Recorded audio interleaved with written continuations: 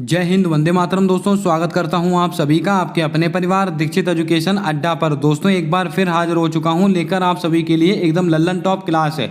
आपकी परीक्षा में अगर साइंस आती है तो आज की क्लास आप सभी के लिए ब्रह्मास्त्र का काम करेगी। साइंस के ऐसे सवालों के ऊपर आज हम बात करने वाले हैं जो परीक्षाओं में बार बार पूछे जाते हैं। अगर आपका SSC MTS, SSC CGL, SSC CHSL, UP police constable, Delhi police constable, कोई सा भी एक दिवसीय एग्जाम है तो आप इस क्लास को देख कर जाइएगा। 100% 2 से 4 सवाल आपको परीक्षा में देखने को मिलेंगे। आइए शुरू करते हैं आज की क्लास। देखते हैं अपने सारे सवाल। सारे सवालों को आप अपनी कॉपी के अंदर वन लाइनर नोट्स के रूप में नोट करके रखिएगा। सवाल पूछा गया कि पॉजिट्रॉन की खोज किस वैज्ञानिक के द्वारा की गई? एंडरसन, डाल्टन, गोल्डस्टीन, जे टॉमसन। क्या होगा आपका सही जवाब? जल्दी से बताएं। दोस्तों, पॉजिट्रॉन इसकी खोज किसने की है? एंडरसन नामक वैज्ञानिक ने की है। आपका ऑप्शन नंबर ए बिल्कुल सही जवाब होगा, इसको आप ध्यान में रखें। अब दोस्तों बात करते हैं ऑप्शंस को लेकर। डाल्टन, इन्होंने दोस्तों क्या दिया? परमाणु सिद्धांत। आपको याद होगा परमाणु सिद्धांत। परमाणु सिद्धांत दोस्तों किसने दिया है? ये डाल्टन नामक वैज्ञानिक ने दिया है, इसको भी आपको ध्यान में रखना है। दोस्तों बात करते हैं जे टॉमसन। आपने दोस्तों एक फॉर्मूला पढ़ा होगा, ईंट पर नाच। ईंट पर नाच, ये फॉर्मूला दोस्तों आपने याद किया होगा। जैसे कि इलेक्ट्रॉन, इलेक्ट्रॉन की खोज किसने की है? जे टॉमसन। आपका दोस्तों इलेक्ट्रॉन, इलेक्ट्रॉन इसकी खोज किसने की? जे टॉमसन।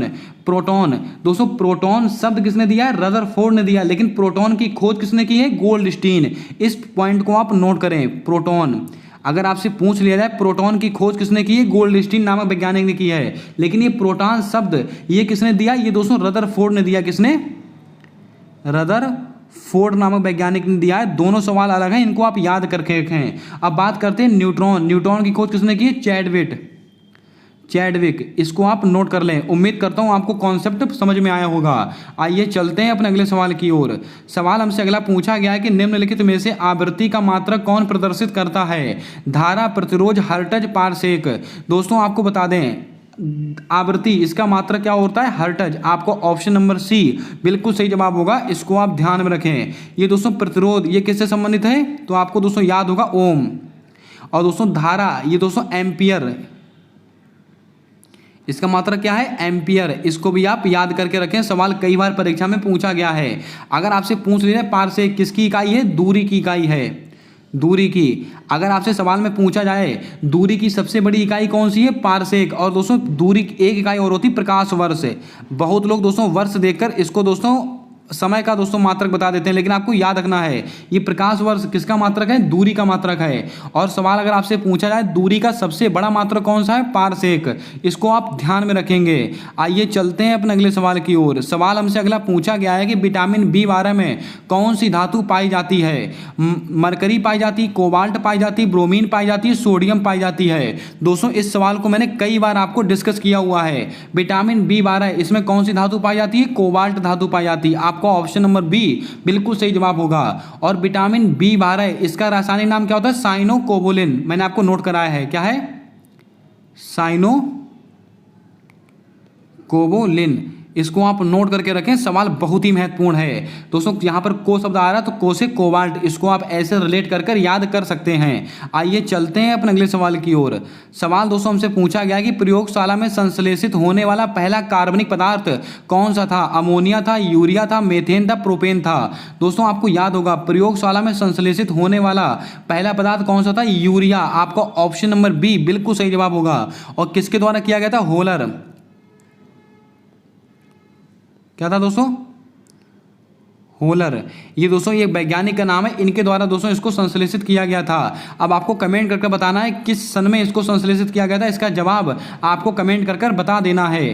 दोस्तों अगर आपसे पूछ लिया जाए LPG यानी कि लिक्विड पेट्रोलियम गैस, इसमें दोस्तों क्या पाया जाता है? इसमें दोस्तों BP यानी कि दोस्तों इसमें पाया जाता है ब्यूटेन और प्रोपेन। इसको आप नोट करके रखेंगे। LPG गैस सिलेंडर जब लीक हो जाता है तो अच्छों का BP बढ़ जाता है, यानी कि बॉइलिंग पॉइंट। इसको आप ऐसे नोट करके रखेंगे, कभी नहीं भूलेंगे। आइए चलते हैं अपने अगले सवाल की ओर। दोस्तों हमसे अगला सवाल पूछा गया कि निम्नलिखित में से सोरे का अम्ल कहलाता है सल्फ्यूरिक अम्ल, हाइड्रोक्लोरिक अम्ल, नाइट्रिक अम्ल, लैक्टिक अम्ल। क्या होगा आपका सही जवाब, जल्दी से बताएं। दोस्तों अम्ल एक ऐसा टॉपिक होता है जो आपकी एसएससी में बार बार पूछा जाता है। दोस्तों सोरे का अम्ल क्या कहलाता है, तो आपको याद रखना है ये नाइट्रिक अम्ल कहलाता है। आपका ऑप्शन नंबर सी बिल्कुल सही जवाब होगा। अब दोस्तों बात करते हैं ऑप्शंस को लेकर। सल्फ्यूरिक अम्ल आपको याद होगा H2SO4, इसको कहते हैं अम्लराज। अम्ल, इसको दोस्तों अम्लराज कहते हैं, आपको याद होगा। और दोस्तों हाइड्रोक्लोरिक अम्ल, मोस्ट इंपॉर्टेंट सवाल, HCl हाइड्रोक्लोरिक अम्ल, दोस्तों ये कहां पर पाया जाता है, इसका जवाब आपको कमेंट कर कर बता देना है। अब बात करते हैं नाइट्रिक अम्ल, HNO3, ये होता है दोस्तों नाइट्रिक अम्ल। लैक्टिक अम्ल ये दोस्तों किसमें पाया जाता है, ये दूध में पाया जाता है। लैक्टिक अम्ल किसमें, दूध में पाया जाता है। जहां भी दोस्तों लैक्टस वर्ड आएगा तो आपको ध्यान में रखना है वो दूध से संबंधित होता है। सल्फ्यूरिक अम्ल का रासायनिक सूत्र कौन सा है, H2SO4, इसी को कहते हैं अम्लराज। और दोस्तों हाइड्रोक्लोरिक अम्ल, इसको दोस्तों HCl, और दोस्तों ये कहां पाया जाता है, आई थिंक आमाशय में पाया जाता है, इसको आप नोट करके रखेंगे। नाइट्रिक अम्ल, इसका सूत्र क्या होता है, HNO3। लैक्टिक अम्ल कहां पर पाया जाता है, दूध में पाया जाता है। आपको दोस्तों मैंने कई बार बताया है, एक दोस्तों pH पैमाना होता है 0 से 14 तक, और बीच में क्या होता है उदासीन 7। अगर दोस्तों pH पैमाने की वैल्यू 7 से अधिक जाती है तो क्या कहलाता है, क्षारीय, और pH पैमाने की वैल्यू 7 से कम रहती है तो क्या कहलाता है, अम्लीय। जैसे कि दोस्तों अम्ल वर्षा का pH मान होता है 5.4, तो अम्ल वर्षा कैसी हो गई, ये अम्लीय हो गई। और रक्त का pH मान कितना होता है, 7.4, तो रक्त कैसा हो गया, हल्का क्षारीय। और दोस्तों हमारे जल का pH मान कितना होता है, 7, तो दोस्तों जल कैसा हो गया, उदासीन। इसको आप नोट करके रखें। और pH पैमाने की खोज किसने की थी, सोरेनसन नामक वैज्ञानिक ने की थी, इसको भी आपको थोड़ा याद रखना है। अगर दोस्तों आपको क्लास पसंद आ रही है तो क्लास को लाइक जरूर कर दें। चैनल पर नए आए हो तो चैनल को सब्सक्राइब कर बेल वाला आइकन ध्यान से दबा लें, ताकि आने वाली सारी क्लासेस के अपडेट आप तक आसानी से पहुंचते रहें। बात करते हैं अपने अगले सवाल को लेकर। हाइड्रोक्लोरिक अम्ल तथा नाइट्रिक अम्ल का अनुपात कितना होता है, ये ऐसा सवाल है जो परीक्षाओं में बार बार पूछा गया है।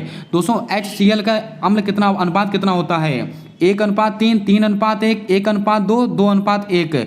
दोस्तों क्या होगा आपका सही जवाब, जल्दी से बताएं। तो आपको नोट करके रखना है, इसका राइट आंसर क्या होगा, 1:3। आपका ऑप्शन नंबर ए बिल्कुल सही जवाब होगा, इसको आप नोट करके रखें। दोस्तों इस सवाल को आप अपने आप से एक बार रीचेक जरूर कर लेंगे। जो सवाल मैं आपको रीचेक करने के लिए बोल रहा हूं, ये मान के चलिए उसका आंसर यहां से ऑथेंटिक नहीं दिया गया है, आपको एक बार रीचेक करना है, फिर उस आंसर को ऑथेंटिक मानना है। आइए चलते हैं अपने अगले सवाल की ओर। सवाल पूछा गया कि रक्त कैंसर के उपचार में प्रयोग होता है यूरेनियम 235, कोबाल्ट 60, कार्बन 14, आयोडीन 131। दोस्तों आपको याद होगा रक्त कैंसर में किसका प्रयोग करते हैं, कोबाल्ट 60 का प्रयोग करते हैं। आपका ऑप्शन नंबर बी बिल्कुल सही जवाब होगा आएगा, इसको आप ध्यान में रखें। कार्बन 14, इसमें दोस्तों चट्टानों की आयु का अध्ययन किया जाता है, इसको आप ध्यान में रखेंगे। अब बात करते हैं आयोडीन 131, आपको दोस्तों याद होगा थायराइड से संबंधित है, थायराइड कैंसर। दोस्तों थायराइड से संबंधित कौन सा होता है, आयोडीन 131, इसको आप ध्यान में रखेंगे। अब आपको कमेंट करके बताना है यूरेनियम 235 है, इसमें किसका अध्ययन किया जाता है, इसका जवाब आपको कमेंट कर बता देना है। आइए चलते हैं अपने अगले सवाल की ओर। सवाल हमसे पूछा गया कि रबड़ के बल्कनीकरण में किसका उपयोग होता है, गंधक का, सल्फर का, पोटेशियम का, मैग्नीशियम का। मोस्ट रिपीटेड सवाल है, रबड़ के बल्कनीकरण में किसका उपयोग किया जाता है, तो आपको ध्यान में रखना है ये सल्फर का उपयोग किया जाता है। आपको ऑप्शन नंबर बी बिल्कुल सही जवाब हो जाएगा, इसको आप ध्यान में रखें। अगर आपसे पूछ लिया जाए प्राकृतिक रबड़ किसका बहुलक है, आइसोप्रीन, किसका है, आइसोप्रीन।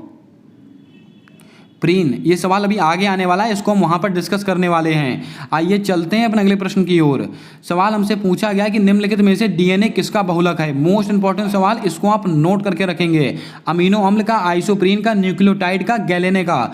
दोस्तों आपको याद रखना है डीएनए ये किसका बहुलक है, न्यूक्लियोटाइड का बहुलक है। आपको ऑप्शन नंबर सी बिल्कुल सही जवाब हो जाएगा, इसको आपको ध्यान में रखना है।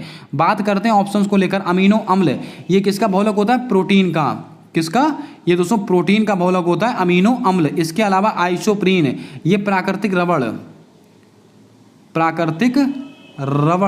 ये किसका बहुलक होता है, तो आपको ध्यान में रखना आइसोप्रीन। ये सब ऐसे सवाल लेकर आया हूं जो आपकी परीक्षाओं में एसएससी जीडी, ग्रुप डी, आपका दोस्तों सीआरपीएफ के एग्जाम और सीएचएसएल सीजीएल में पूछे गए सवाल हैं सारे के सारे। गैलेना इसका संबंध किससे, जल्दी से आपको कमेंट कर बताना है, हमने कल भी इस सवाल को डिस्कस किया था। आइए चलते हैं अपने अगले सवाल की ओर। सवाल हमसे पूछा गया कि किसका उपयोग कृत्रिम वर्षा के लिए किया जाता है। 4 ऑप्शन है, चारों ऑप्शन एकदम लल्लन टॉप ऑप्शन है। Silver nitrate, silver iodide, silver bromide, silver phosphate. दोस्तों आपको बता दें कृत्रिम वर्षा के लिए किसका उपयोग करते हैं, सिल्वर आयोडाइड का। आपका ऑप्शन नंबर बी बिल्कुल सही जवाब होगा। इसको आप ध्यान में रखेंगे, आपकी परीक्षा में 100% सवाल पूछा जाएगा। अब दोस्तों बात करते हैं सिल्वर नाइट्रेट को लेकर। तो आपको याद होगा जब आप वोट डालने जाते होंगे तो आपकी उंगली में स्याही लगाई जाती होगी, तो आपसे पूछा जा सकता है कि जो चुनाव वाली स्याही वो दोस्तों किसकी बनी होती है, सिल्वर नाइट्रेट। इसको आप नोट करके रखें। मैं यहां पर लिख देता हूं चुनाव वाली स्याही, चुनाव वाली स्याही। इसमें ये किसकी बनी होती है, सिल्वर नाइट्रेट। सिल्वर ब्रोमाइड दोस्तों आपने फोटो कॉपी करवाई होगी। फोटो कॉपी में दोस्तों जिस मशीन में दोस्तों जिस कालिक का प्रयोग किया जाता है वो किसका बना होता है, सिल्वर ब्रोमाइड का। इतनी बातें आपको नोट करके रखनी है। आइए चलते हैं अपने अगले सवाल की ओर। सवाल हमसे दोस्तों अगला पूछा गया कि कैलामाइन किस धातु का अयस्क है। तांबा, सीसा, एल्यूमिनियम, जिंक। क्या होगा आपका सही जवाब, जल्दी से बताएं।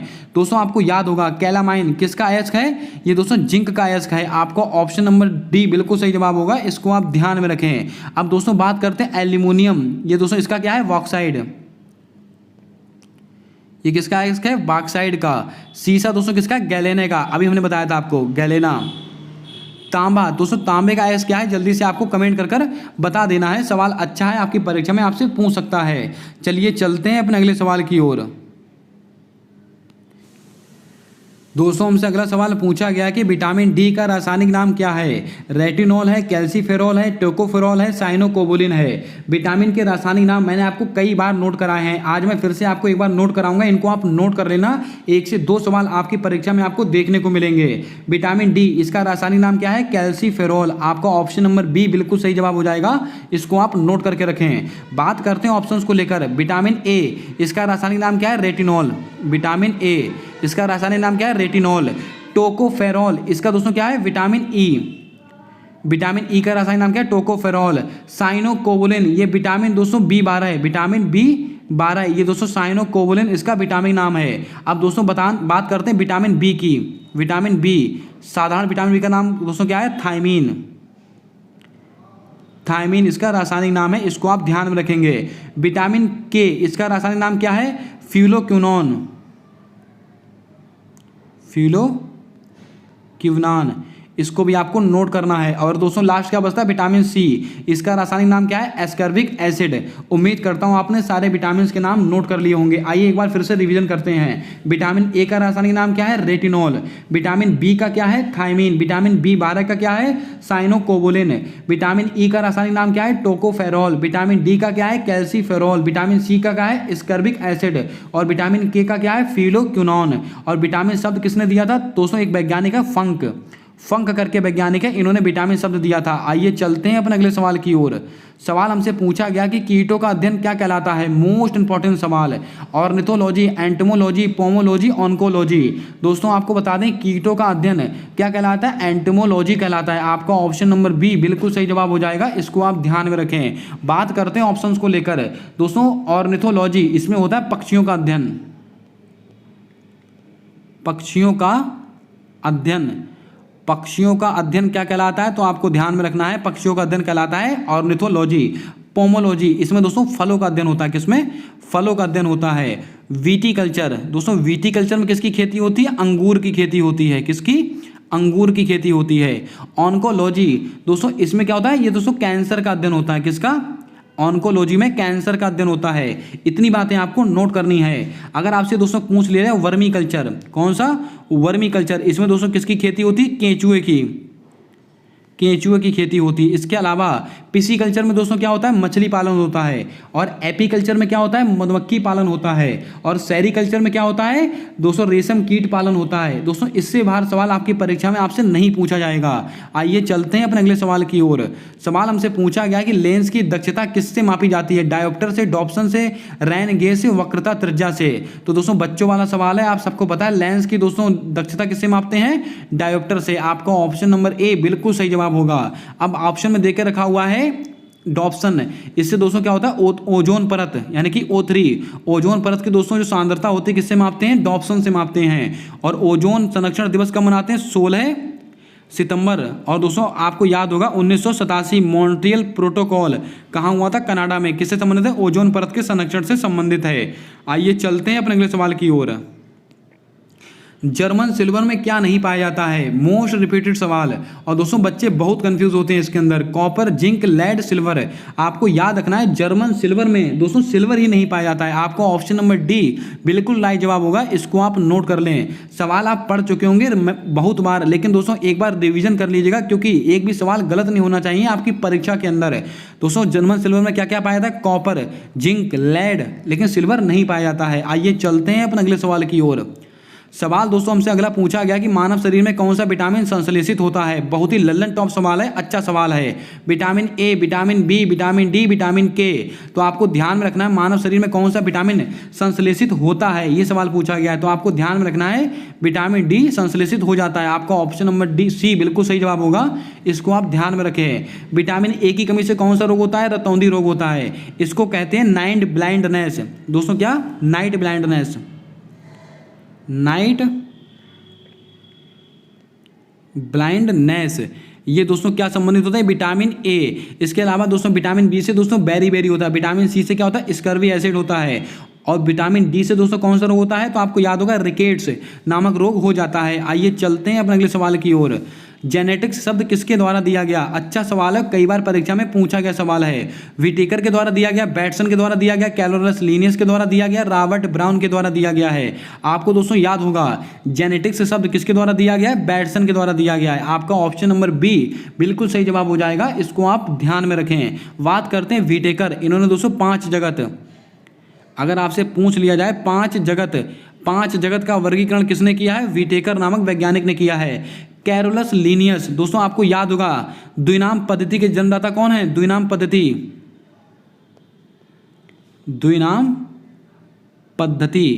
इसके जन्मदाता कौन है? Carolus Linnaeus. इतनी बातें आपको ध्यान में रखनी है। आइए चलते हैं अपने अगले सवाल की ओर।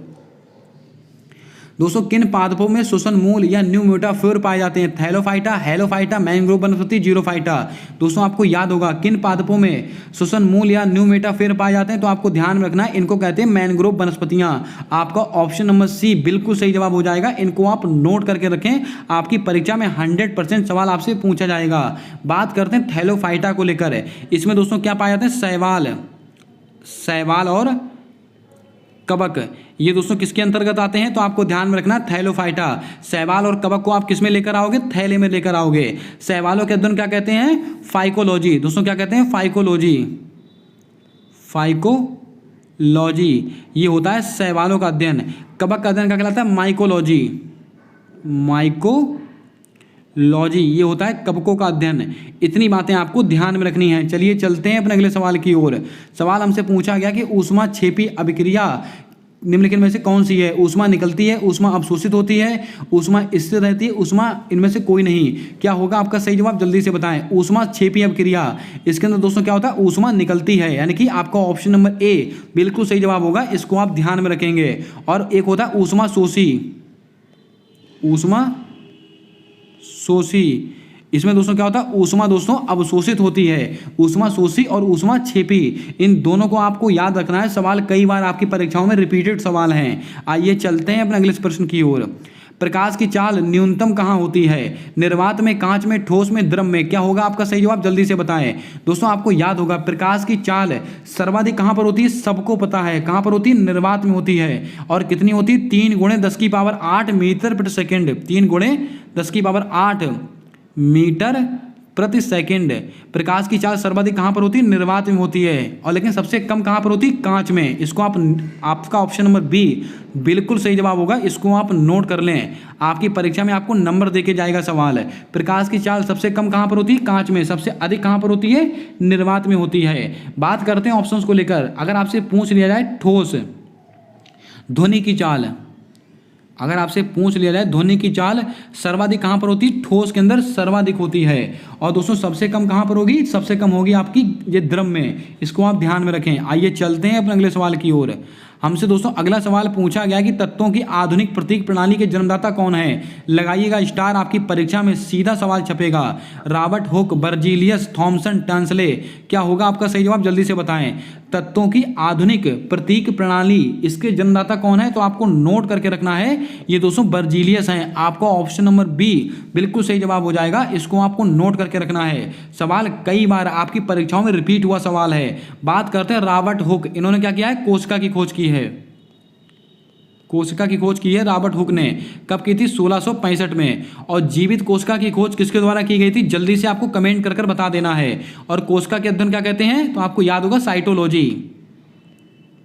साइटोलॉजी कोशिका के अध्ययन को कहते हैं। इतनी बातें आपको ध्यान में रखनी है। कोशिका की खोज किसने की थी, रॉबर्ट हुक। कब की थी, 1665। लेकिन जीवित कोशिका की खोज किसने की थी, इसका जवाब आपको कमेंट कर छाप कर बताना है। अब बात करते हैं टेंसले, इन्होंने दोस्तों इकोसिस्टम